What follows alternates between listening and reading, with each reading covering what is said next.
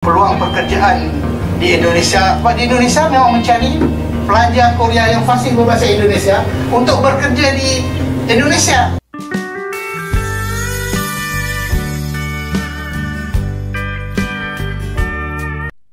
Assalamualaikum warahmatullahi wabarakatuh. Halo teman-teman, jumpa lagi di channel ini.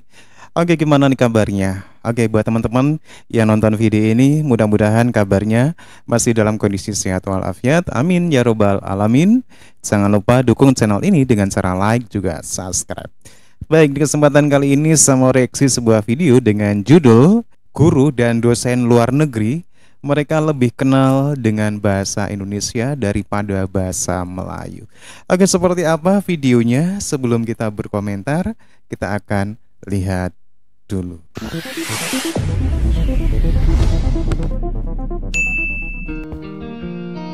Halo, salam jumpa lagi di channel ini. Ya, kali ini kita kembali mereaksi beberapa video yang mengulas tentang perkembangan bahasa Melayu di luar negeri. Namun sayangnya tetap ada embel-embel bahasa Indonesia dalam proses pengenalan bahasa Melayu di luar negeri. Oke, mari kita tonton videonya hingga usai. Adakah mereka juga tertarik dan berminat kalau diajukan ataupun dikemukakan, ditunjukkan ini bahasa Melayu? Okey, sebenarnya pada waktu saya belajar iaitu 4 tahun dulu, masyarakat Rusia belum kenal Malaysia rapat. Jadi apabila saya cakap saya menambil pengajian Malaysia, mereka belum tanya di mana itu Malaysia kadang-kadang. Mereka selepas itu saya cakap okey, dekat dengan Indonesia, baru mereka faham. Olga tidak tunjukkan petanya kan? Saya tunjuk peta, saya dah bawa dalam phone peta. Besarkanlah peta. Jadi tapi sekarang kerana TV, kerana ada mass media, jadi mereka lebih tahu tentang Malaysia dan sebenarnya mereka mula untuk minat, malah apabila mereka faham bahasa Malaysia dan bahasa Indonesia, mereka boleh berbahasa di Indonesia dalam bahasa Melayu juga. Jadi sekarang masyarakat Rusia semakin berminat. Ya. Jadi mungkin Olga ada soalan sedikit pula. Ada soalan tak? Soalan balas. Soalan balas. Sebagai cikgu bahasa Melayu, saya ada soalan spesifik. Bagaimana membuatkan pelajar-pelajar bahasa Melayu, orang asing, mengamalkan bahasa Melayu, bercakap dalam bahasa Melayu dengan orang Melayu sendiri. Sebab kadang-kadang kita cakap dalam bahasa Melayu, orang Melayu jawab dalam bahasa Inggeris. Betul ke? Hilang sebenarnya. Saya di Korea dulu saya cuba nak buat tapi tidak ada pelajar. Apabila saya sidik-sidik, rupanya pelajar di Korea tu dia kecewa dengan situasi di Malaysia. Graduan yang lulus daripada Jabatan Bahasa Melayu di Korea, apabila dia mohon kerja ke Malaysia, di Malaysia pun menggunakan bahasa Inggeris. Dia dah menguasai bahasa Melayu bagai-bagai, tapi bila pergi ke sini ditemu pula dalam bahasa Inggeris. Sebab itu bila salah satu tugas penyandang kursi ni ialah membawa pelajar Korea ke Malaysia untuk menyambungkan pelajaran. Saya pujuk-pujuk dalam satu kelas tu ada lebih kurang 100 lebih, seorang je pelajar yang ingin melanjutkan pelajaran di peringkat masters ke Malaysia.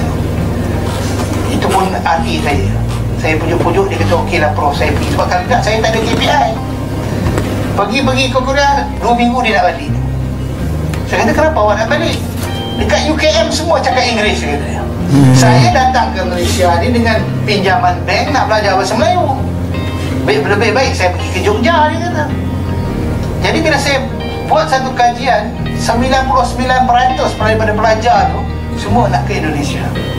Sebab di Indonesia lah bahasa Melayu, bahasa Indonesia dia akan bertambah baik, peluang pekerjaan di Indonesia. Sebab di Indonesia memang mencari pelajar Korea yang fasih berbahasa Indonesia untuk bekerja di Indonesia. Sedangkan kita mencari pelajar Korea yang fasih berbahasa Inggeris untuk bekerja di sini. Jadi sebab itulah akhirnya tak ada pelajar tak berminat belajar bahasa Melayu di negara Korea. Sebab kami tidak ada masa depan.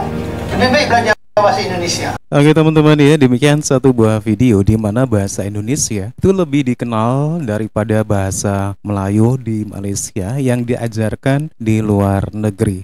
Dan kalau kita melihat dari video ini, kita tahu bagaimana juga ada satu kekecewaan pembelajar bahasa Melayu Malaysia, di mana satu pengalaman ketika orang asing belajar bahasa Melayu Malaysia, justru ketika mereka ke Malaysia itu malah disambut dengan bahasa Inggris. Ini satu hal yang bagi mereka pembelajar bahasa Melayu yang mereka tidak inginkan tentunya, karena sudah bersusah payah belajar bahasa Melayu, ternyata di Malaysia sendiri ketika ada orang luar yang ingin berbahasa Melayu dengan mereka, justru malah disambut dengan bahasa Inggris. Sedangkan berbeda sekali dengan para pembelajar bahasa Indonesia. Kalau ke Indonesia, ya mereka bisa praktekkan sendiri, berinteraksi dengan orang Indonesia dengan bahasa Indonesia. Oke teman-teman ya, demikian satu buah video yang menarik sekali. Dan menurut teman-teman gimana? Silahkan teman-teman bisa komentar, tetapi jangan lupa tinggalkan like and subscribe.